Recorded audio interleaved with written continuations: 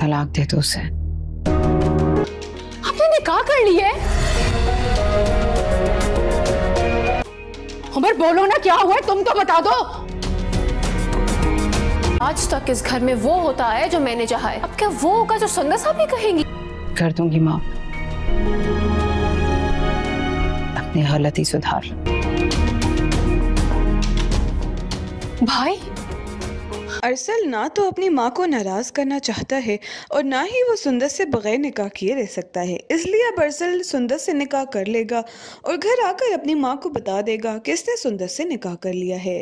वो इनके निकाह को कबूल कर ले और इन्हें माफ करके इस घर में अपने पास वापस बुला ले और इनकी शादी धूमधाम से करवाए। लेकिन अरसल की माँ कहाँ पर इतनी आसानी से इनके इस निकाह को मानती है। वो तो अरसल को अपना बेटा तक मानने से इनकार कर देगी और बोलेगी कि वो इसको इसी सूरत में माफ करेगी जबकि वो सुंदर को तलाक दे देगा।